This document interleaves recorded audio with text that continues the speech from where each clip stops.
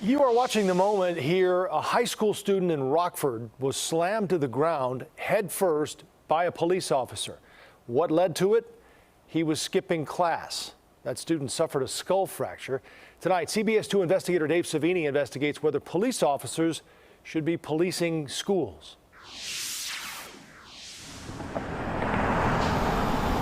I got out of the truck, I entered the school. The officer approached me and informed me that there was a little struggle. Paris had slipped and fell and hit his head. A slip and fall is the story Diane Morgan got as she rushed over to the school her grandson Paris Moore was attending. It was just after 9 a.m. That's her in the pink shirt standing next to paramedics along with police called student resource officers stationed at the 14-year-old's high school. She drove there immediately when she heard he was hurt. What did you see when you got to the school? When I got there, I seen my grandson sitting in a wheelchair, shaking so bad that it was just unreal. It happened last year. Paris was just a freshman. It was the second week of school, and school security camera video obtained by the CBS 2 investigators shows as his grandmother arrives, he gets up out of a wheelchair, arms behind his back, both hands cuffed. I was so angry that it just, I couldn't hardly take it. I was shaking myself. Shaken severely. She had no idea of what really happened to Paris earlier that morning, or just how severe his injuries were. Take a look at the police officer in this circle. That's the school resource officer who had cuffed him earlier and now is uncuffing him. Diane gets emotional as her grandchild Paris is freed. He also wipes away tears. The boy could barely even walk to my car. He was shaking so bad. I got him in the truck and proceeded to take him to the hospital. She says he was unsteady. She could see some bruising on his body, and he complained of pain to his knee.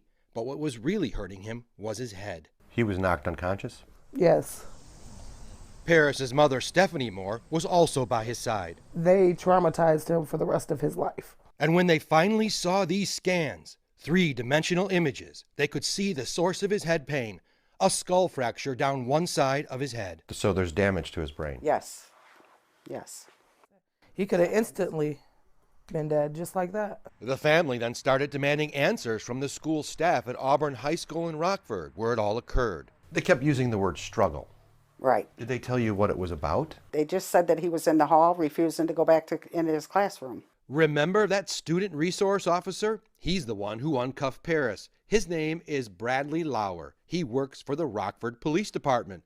Diane says he's the one who told her there was only a little struggle before Paris slipped and fell. But he told you it was a slip. Right, right. The family wasn't buying the cop's story or the school account of what happened, especially considering the size of the skull fracture.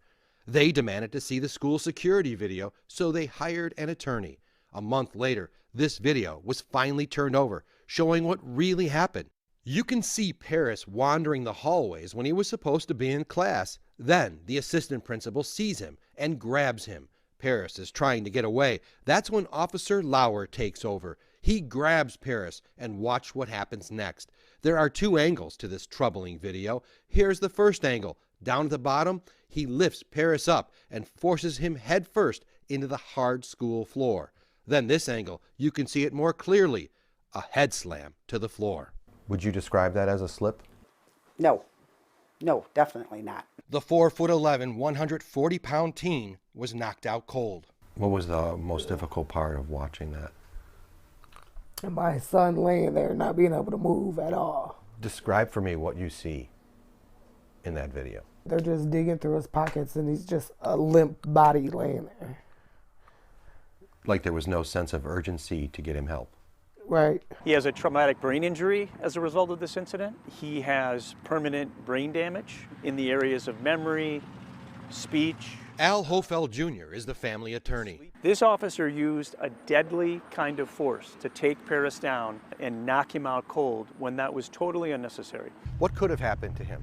I think it was millimeters or micrometers away from killing him. That was excessive. Very much so.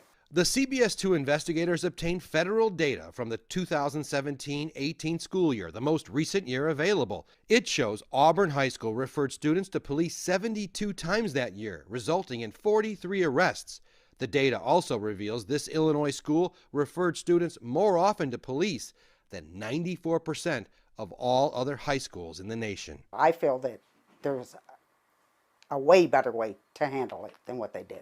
So, in other words, this was more of a disciplinary thing versus a police call? Yes.